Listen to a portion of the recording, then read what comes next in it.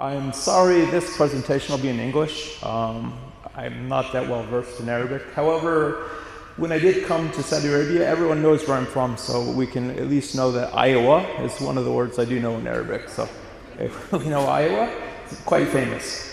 So today what we're going to take a look at, we're going speaking and presentation skills. So we're going to try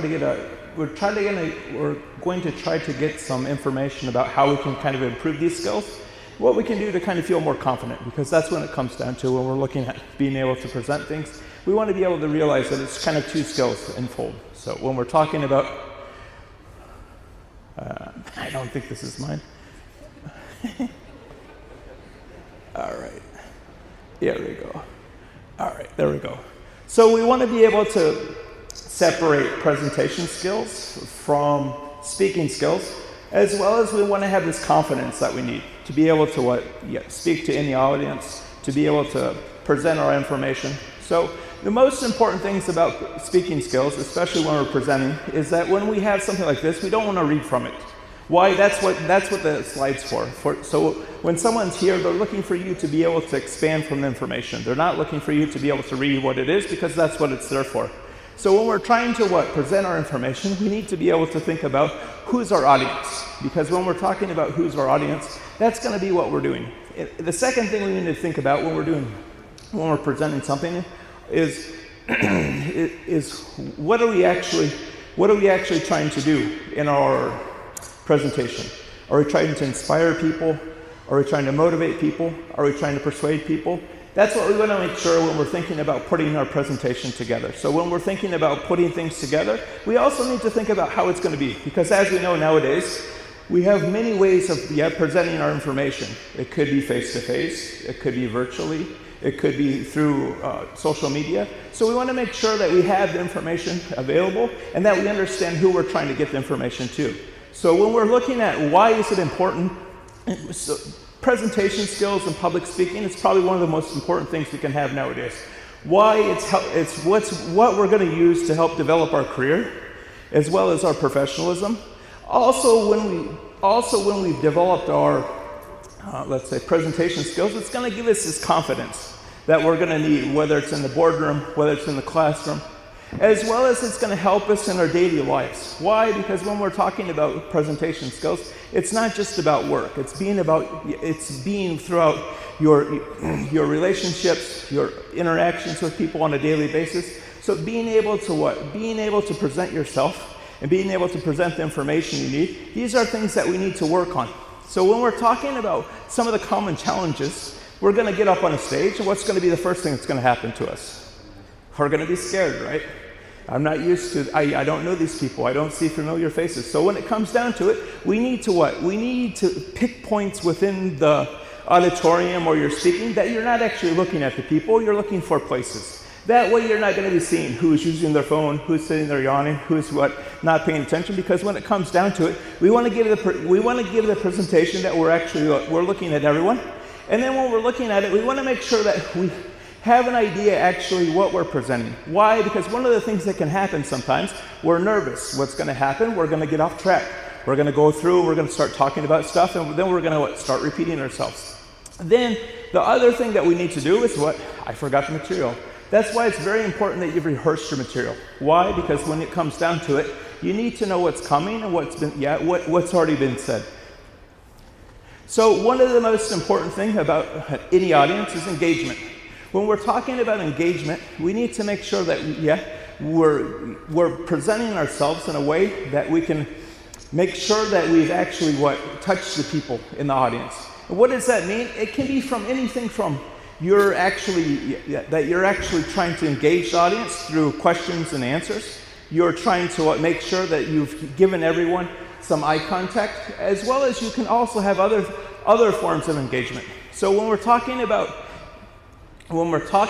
being able to engage people, we have many things that we can do as far as face-to-face, as well as on virtual, that we can be able to present things in a more, let's say, interactive way. So we can have questions, we can have games, we can have surveys to make sure that people are actually engaged in what we're talking about. Other things that we can do to engage people, we can share stories. We can share anecdotes. We can go about making sure that people are actually engaged in what we're trying to say. Other things that we need to keep in mind when we're presenting things is where we're at and what we're doing.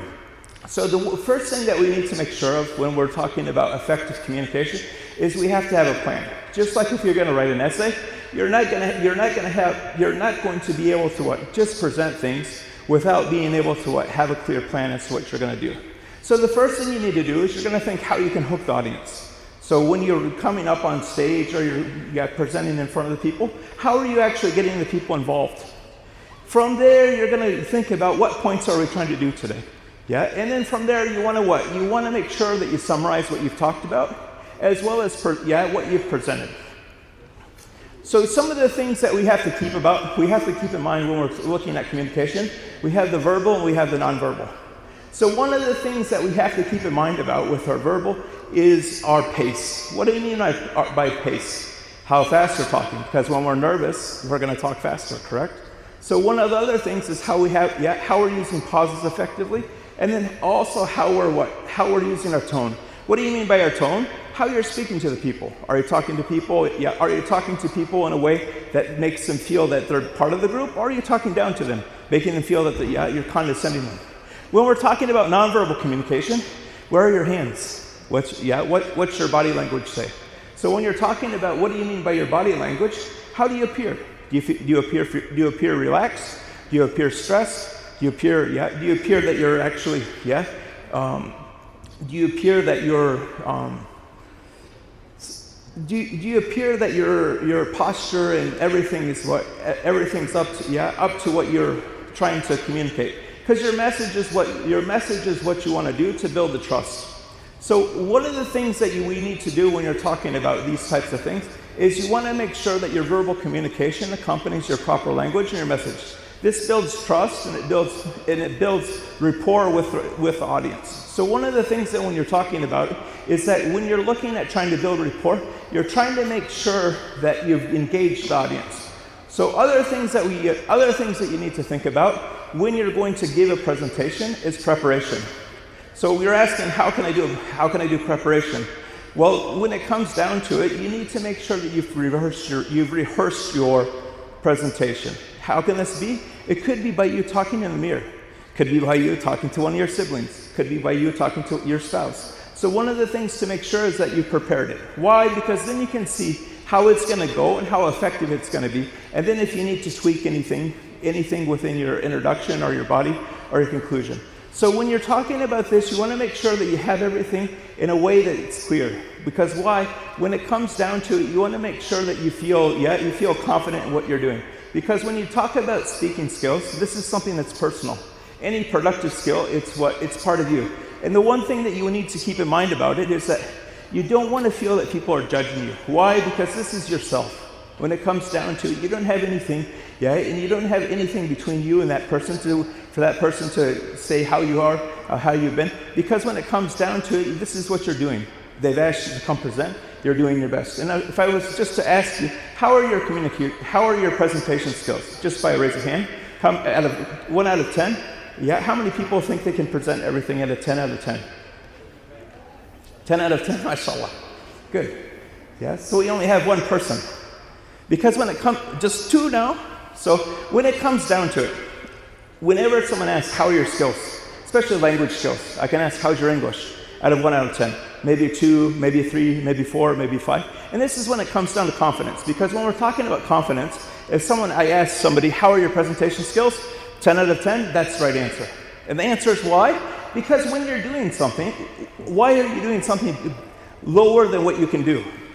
Yeah, I'm trying to do my best. This is what I can do. This is my best that I can do at this moment. Can you improve? Of course you can improve. But the idea that you go in and you have this idea, my presentation skills are 6 out of 10, 5 out of 10, 3 out of 10, you've already lost the game mentally. Why? Because when it comes down to it, you have to believe that in yourself. And if you don't believe in yourself, you've already lost the battle.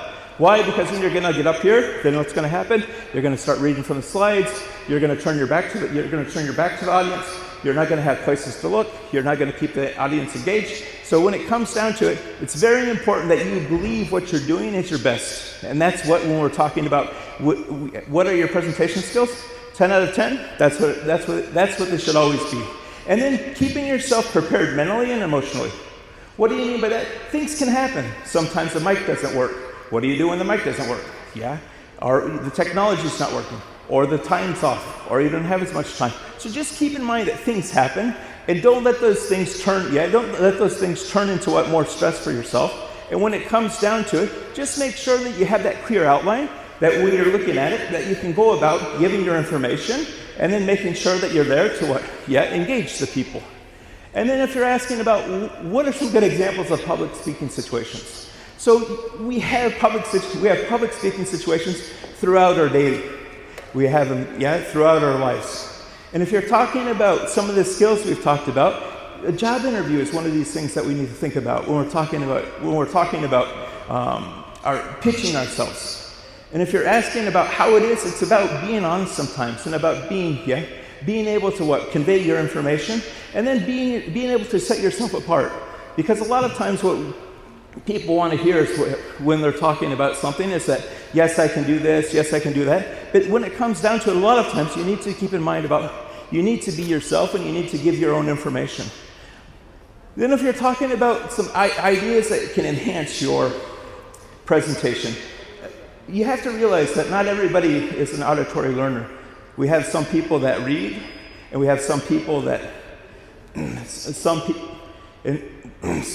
have some people that are visual. So you need to keep in mind that you're engaging all of the facets that we can have in order for people to be able to touch as many types of different learners as possible.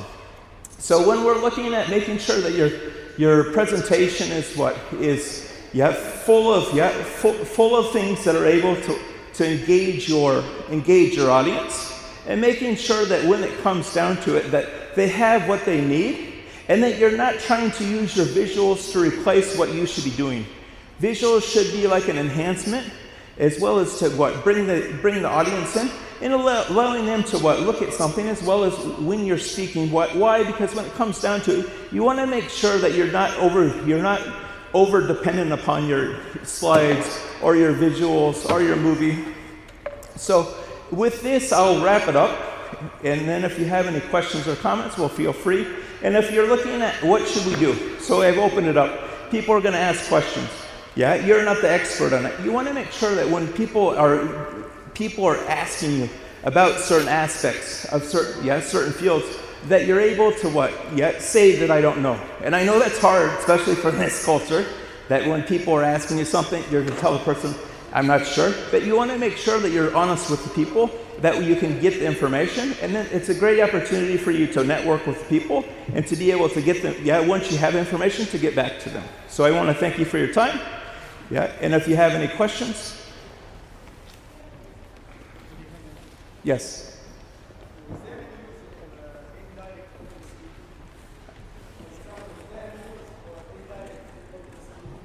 I can't hear you.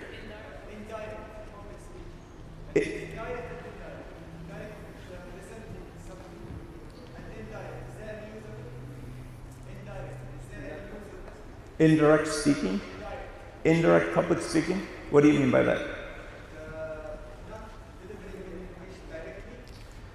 Well, you could think about it in a meeting, as far as you're not the primary speaker and you're there to add information to certain topics. So you could have something that's not really directed, that you're actually trying to present your ideals in a meeting. But I'm not quite sure as far as what you mean by indirect speaking.